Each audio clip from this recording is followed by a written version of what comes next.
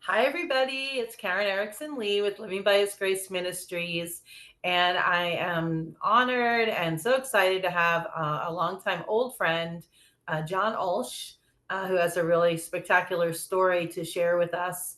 We all know that I started this nonprofit and this newsletter specifically because I was a mom in crisis, and John was a dad in crisis, and because of that, his family was in crisis for a long time. His story is pretty special, and he's just come out with a new book called The Upside of Down: Survivor's Guide to Turning Setbacks into Success. So I really am grateful that you are here to share with us what you've been through, and you might really touch the heart of someone else, and someone that needs to hear how you've overcome some pretty incredible some pretty incredible setbacks. So I'm just going to let John take it away and tell us what happened to him, what prompted um, this book. Well, first of all, Karen, thank you for giving me this audience to talk to. I am always looking for opportunities to find people that I can touch with our story, because it's a story of success, really. It was a trauma, but in the end, my family has used it to build and strengthen ourselves. So on December 1st of 2007, we were leaving a swim meet.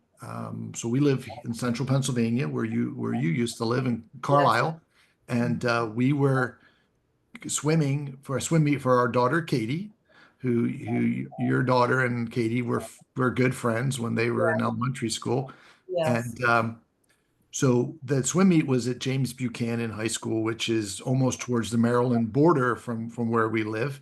And so it was an early morning trip down there. And by 1 o'clock in the afternoon, the swim meet was already over. So we were getting back in the car. So it was my wife Tanya and our daughter Katie, who was swimming. She was 8, and then our son James, who was 4, who we brought along to the swim meet, and basically told him that if he behaved himself at the swim meet, we would go get a Christmas tree after we were done, because it was December Oh, 1st. okay. So we left the swim meet, and instead of going left, pulling out of James Buchanan High School to go back towards Carlisle, we turned right and decided that we were going to drive the other direction, go by Mercersburg Academy, which is a prep school down there, because they do Christmas decorations. We thought maybe they'd be up. And then we'd actually just get up onto Route 81 from there in Greencastle to go back home. So about 10 minutes after we left the school, we were driving on Route 16, which is a 55-mile undivided 2-lane road. And we were in a straightaway, and off to the right was is Whitetail ski area, and they Mhm. were blowing snow. And the last thing I remember is my wife telling the kids, "Look, they're making snow. We might be able to go skiing next week." Um, that next second, a car traveling the other direction crossed the center line, Oh, and we went into a head-on car crash, driver to driver, and the police estimated the impact speed to be 125 miles an hour. So no skid marks on the road. So we were driving approximately 55. He was going approximately 70, according to police report. He crossed at the last second, two objects moving in opposite directions. You take the combined travel speed, and that's your impact speed. mm. So we went driver to driver at 125 miles an hour. Unfortunately, the other driver, well, he was not wearing a seatbelt, and was pronounced dead at the scene of the car accident. Um, I was the most injured. I was, sitting in the driver's seat driving the car. My wife Tanya was in the passenger seat. Our daughter Katie was in the back rear passenger side, and then my son James was in a car seat um, behind me. He Mhm. was the second most injured. So my seat came back into him. His fibula and tibia in his left leg were snapped. Mm. Um, Collarbone broken from the shoulder strap, which we all had broken collarbones from the shoulder. And then Yeah. James's small intestine was severed by the seatbelt, but not his skin wasn't cut. So they didn't actually realize right away that he had actually had his intestines severed. Tanya was broken hand, broken foot, broken ribs, um, broken collarbone. Seatbelt had cut her across her stomach. She was unconscious. James was unconscious. I was unconscious. Katie, their Oh, 8-year-old, was in the back seat, broken collarbone, lacerations from the lap belt, but she was the only one who stayed conscious. So, that had to have been so frightening for her. yeah, I mean, like, she's now 26 years old and she's just now really started to share with me as I wrote my book a little bit more about her experience. The first person at the accident was a gentleman who was visiting his elderly mother who lived up the street. Now, this was a very rural area, lots of fields, houses very spaced out. And he heard the collision and called 911 and then came down to the car. And he actually found Katie in the car, crawling between the front seats, crying, "Daddy, don't die." Oh, oh, Uh, so, like I said, I was the most injured. So I had ruptured spleen, mm, ruptured diaphragm. My left lung had completely collapsed. My right lung partially collapsed. Um, the energy of the impact traveled up my left leg, shattering my left foot, shattering my pelvis 4.5 inches apart in the front, oh, and then fracturing my tailbone long ways. And then the next four vertebrae, so L1 through L4, were all fractured. Um, so, fortunately, in Carlisle, where we live, Penn State Hershey Hospital keeps a Lifeline emergency helicopter um, in the airport, small little airport in Carlisle. They own two helicopters. One is kept in Hershey at the medical center, and the other one, fortunately, is kept in Carlisle. And it is there for the sole purpose of reaching down into that part of Pennsylvania, which is more rural, for these types of rescues, because we were closer to University of Maryland's trauma hospital in Baltimore. Um, wow. so, so James and I were put into the Lifeline, the name of their helicopter, and flown to Hershey. Um, Katie and Tanya were taken to Hagerstown Hospital in Maryland, which was the closest hospital that was a non-trauma hospital. Katie was flown there, and Tanya was taken by ambulance. And Katie, again at 8 years old, had determined, since James was going with me in the helicopter, that she would go with her mom. Um, so that evening, well, I'm in Hershey and James is in Hershey. Tanya and Katie were put in an ambulance for about a 2-hour ambulance ride up to Hershey because I was going to die. And so they later determined I was given less than a 3% chance of surviving. Um, Tanya knew why she was being transported up to Hershey, but she also had our daughter Katie with her. So, she, as much as she was the spouse and the wife of a husband who was going to die, she also was the mother of an 8-year-old little girl who was scared and didn't know what was going on. So, um, and again, Tanya was seriously injured. So Mhm. they strapped her in a gurney, put Katie in the ambulance with her, and drove her to Hershey, to the medical center there. Um, Katie was not admitted into the hospital. Fortunately, she somehow convinced the doctors and my parents, who my parents were over by this point, that she didn't want to go into the children's wing of the hospital by herself. She wanted to stay with her mom. And so Oh, Tanya was admitted into Hershey when she got up there, and she was taken by wheelchair to my into the ER to see me. So during that first 24 hours, I took over 38 units of blood. oh my, So my body would hold about 8 units of blood. So more than 4 times I bled out. Um, wow. I was cut from sternum to pelvis and before they ever worried about any of the orthopedic damage that was done, they were trying to stop the internal bleeding. So um, my spleen was removed. My diaphragm was repaired. A tube was put into my left lung to reinflate it. I was in a coma, unconscious.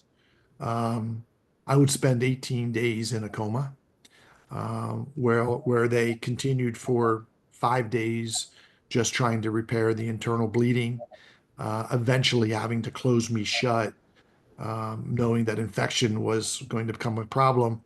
They weren't able to close my abdominal muscles. I was too swollen, so they literally just showed the fascia layer, the top layer of my skin shut with big blue sutures, knowing that they'd have to cut me open again if I survived. They then proceeded to try to repair my pelvis. So they put a steel rod through my left knee and hung a weight off my leg, allowed my leg to dangle, and eventually over a couple of days pull my pelvis back down. At which point they then fastened it together with a titanium plate and 6 screws in the front.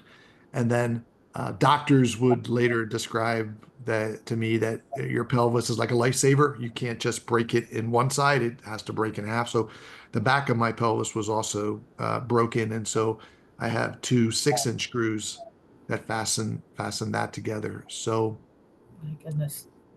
Tanya was in the hospital for about 5 days.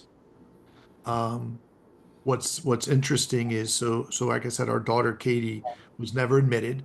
Um, on Sunday, she left the hospital with my parents. At the time, we had a young woman from Germany who lived with us who was able to take Katie, and Katie went back to St. Pat's to school on Monday. Again, a familiar space, an area where she was comfortable. Nobody was asking her that. She said that's what she wanted to do. She had Mrs. Creason, their third grade teacher, who to this day is a saint, and Oh, was super important in keeping Katie, calm. And so James, our son, was in the hospital for 13 days.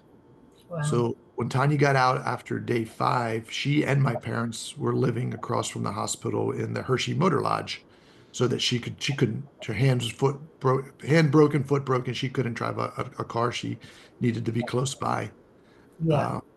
Uh, on day 18, um, Tanya was already back at home. As soon as James got out of the hospital, she did come back home and then drove back and forth, had a driver take her. Friends of ours would drive her back and forth to the hospital to see me while I was in a coma. But she did go home when the kids both were home. And day 17, they tried to take me off the ventilator, and I was not able to breathe on my own. On day 18, I did. And so um, I started a journey, from when I came out of my coma. I was non-weight bearing and couldn't be lifted more or raised more than 15 degrees for 10 weeks. So at Christmas, I was moved from Hershey Hospital to Manor Care Nursing Home in Carlisle, where For a I would while. spend 8 more weeks laying flat on my back. Um, till I could go to rehab. So I could not go to physical therapy or start in-house rehabilitation until my pelvis and my back had time to heal. So I couldn't be moved at all. Wow. Um, so I then spent 8 weeks there, and then went to rehab. And um, over the last 17 years, I've had numerous setbacks. They found a hole in my heart. At the time, the only living person they knew with a VSD, a hole between the right and left ventricle in the world. Oh, Knowing wow. that I was the only person they had record of that had a hole that was traumatic from trauma. Mhm. Because I mean, what we know now is all the other injuries would have killed someone else, and somehow I survived long enough to eventually have the tissue in my hole and in my heart start to die out. And so, to date, 17 years later, I've had 45 surgeries. Uh, Wow.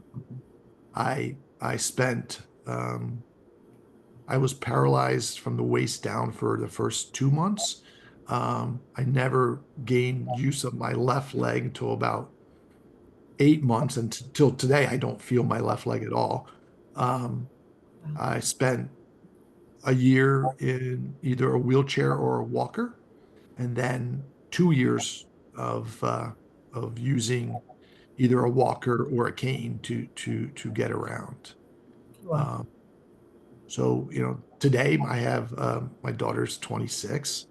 My son is 21, and he's going into his senior year of college. Like I said, his leg was snapped on the fibula and tibia. He's 6'4", so it didn't stunt his growth.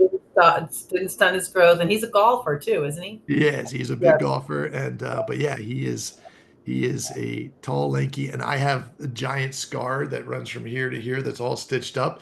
His scar was as big when he was 4, and today his scar is about that big That big because because he's he grown just so kept much. stretching. He kept stretching, but his scar didn't. So, Oh, um, so that's yeah, so amazing. so that's basically the The gist of story our of what car happened. accident. From Wow. there, it's really been about, our family's recovery. I mean, Well, uh, can we come back again and talk about that? yeah, yeah, I would Well, love to tell you that more about that story and yes, how our journey's been for 17 years. yes. I want to hear it. I think everyone else out there wants to hear it. So everybody, we'll be back again with John Ulsh. Thank you so much.